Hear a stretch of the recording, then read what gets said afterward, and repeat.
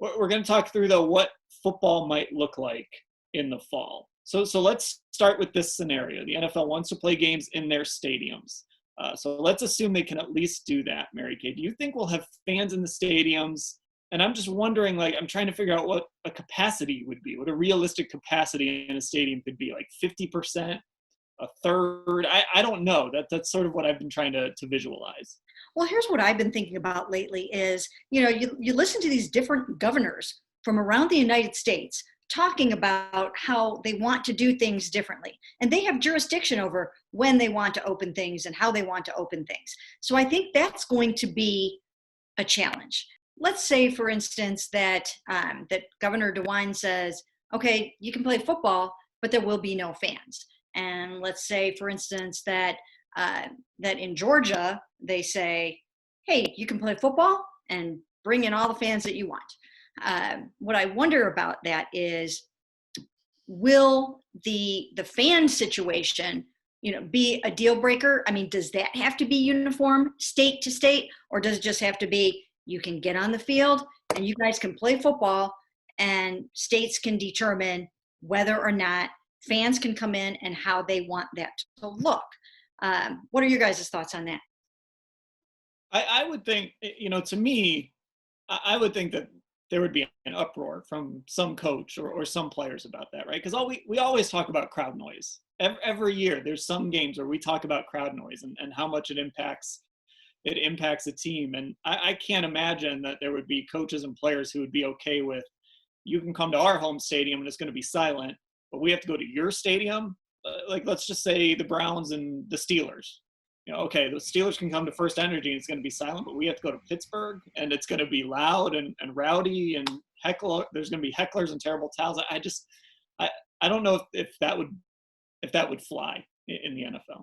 I could see the NFL having a real concern about, all right, what if we play games with no fans and have that be a universal decision league-wide, but in a way we're showing fans that, hey, our product's actually a lot better at home, just stay at home. That's the exact opposite of what the owners will want.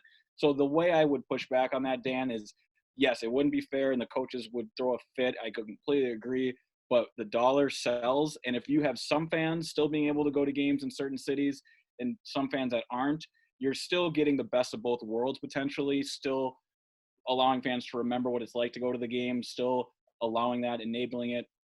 And then, hey, I mean, this complicates things, but then maybe you get some travel and you get people going to different stadiums, and that's probably I'm defeating my point here with how you could contaminate it. But point being is I could see the NFL being cool with allowing some fans in certain stadiums in, depending on state legislation, and fans and others not, just because they don't want the complete ban of fans in the worry that it would encourage in the 2021-2022 season people to stay at home because you're more comfortable there. I really wonder about that. I actually think that that Roger Goodell would want it to be uniform across the league. I mean, I would think that is what they would want, but would they be able to achieve that? And if not, will they try to forge ahead? Because if there is one thing that we have seen about the NFL so far throughout this COVID crisis, is that they are just plowing right through it. Free agency went off without a hitch. The draft went off without a hitch. Everything, the schedule release is coming out, even though we truly really have no idea what will be allowed in each state in September. We don't know. So therefore, I think that, they're just proceeding as though, it's going to be full steam ahead. But I don't know. I just don't know if Roger Goodell would want it to be like that, where the Georgia Dome could be packed and there might not be anybody in, First Energy Stadium. So I think there's a lot to work through here.